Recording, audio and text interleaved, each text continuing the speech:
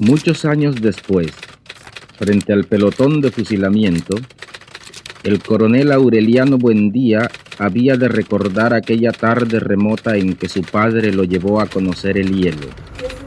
Macondo era entonces una aldea de 20 casas de barro y cañabrava, construidas a la orilla de un río de aguas diáfanas que se precipitaban por un lecho de piedras pulidas, blancas y enormes como huevos prehistóricos. La geopoética es la forma de entender cómo el paisaje moldea la imaginación y la identidad de un pueblo. Nos permite ver que el entorno no solo es un escenario, sino un lenguaje vivo que transforma la literatura. Yo soy el único amigo vivo que queda en Aracataca. Tengo 94 años.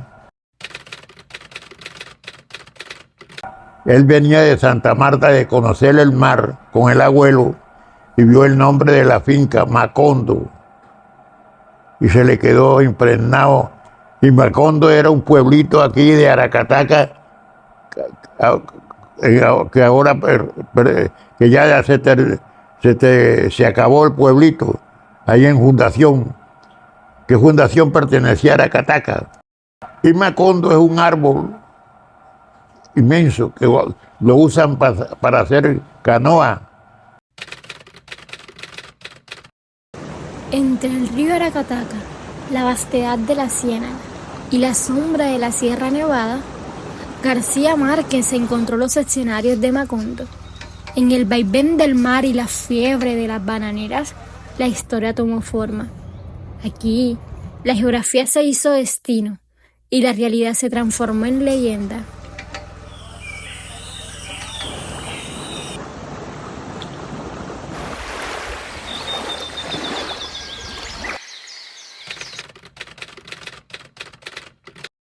Bueno, este cruel capítulo de la historia nacional que se conoce como Masacre de las Bananeras y que hoy estamos frente a la tumba de los 9 cuerpos que el gobierno nacional en primera instancia reconoció, tienen un papel importante en el desarrollo de la obra 100 años de soledad.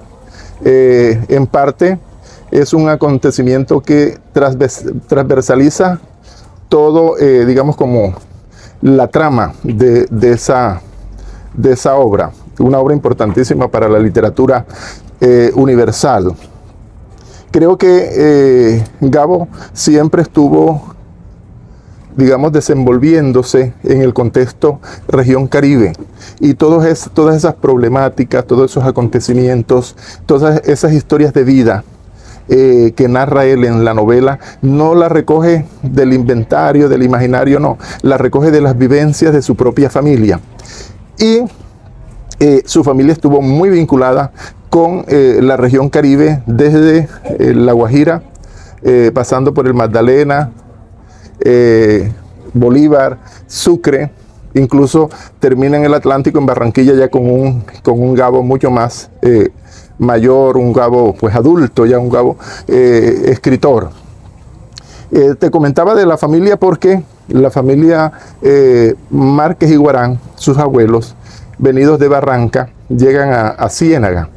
El general Márquez también tuvo, digamos, como mucha cercanía con Ciénaga. Su abuela Tranquilina Iguarán también con Ciénaga.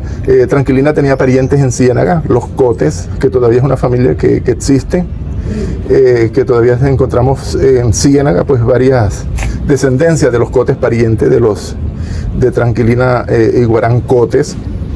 Bueno, después de haber asesinado don Nicolás en Barrancas a alguien, se le condena a 1 año de prisión en Santa Marta.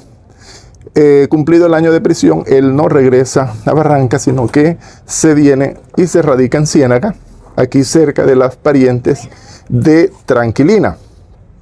Aquí vive por cerca de 1 año en 2 casas de habitación. Era muy amigo del general Santander Durán, con quien combatió en la Guerra de los 1000 días y las guerras de confrontación de esa Guerra de los 1000 días también tuvieron como escenario a Ciénaga, o sea que Nicolás Márquez conocía este escenario. Santander Durán lo lleva hasta Aracataca, era propietario de unas grandes extensiones de tierra, y allí le entrega a sus trabajadores un terreno para que edifiquen y no tengan que estar trasladándose desde sus lugares de origen hasta la finca.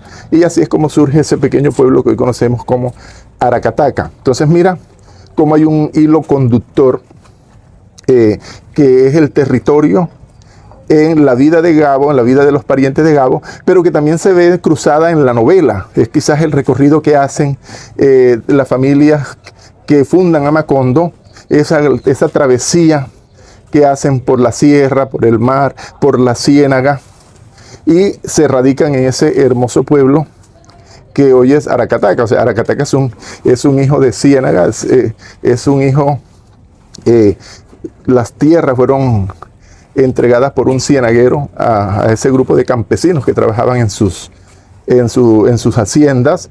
Entonces, todo ese trasegar.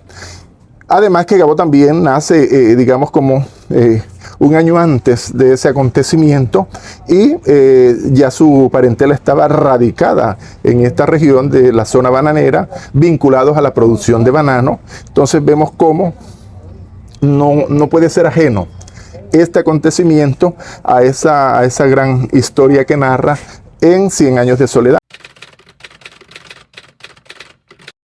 Entonces, pues la obra en los 60 vuelve y pone, como dirían las viejas, el dedo en la llaga con el acontecimiento, con ese acontecimiento brutal.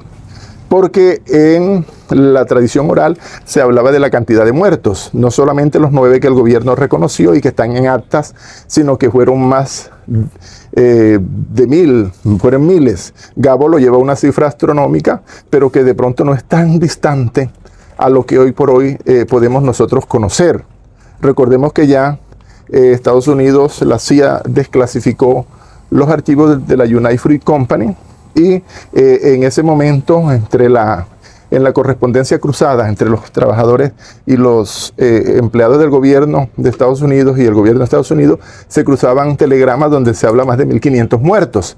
Entonces miremos que no es tan, digamos, como exagerada la cifra de la cual habla Gabo, porque si bien es cierto que digamos que la oficialidad nos habla de 9, la gente nos habla de más de 3000, el gobierno de Estados Unidos ya está hablando de que fueron más de 1500. Entonces miremos que la cifra, digamos, es casi cercana a lo que se plantea en 100 años de soledad.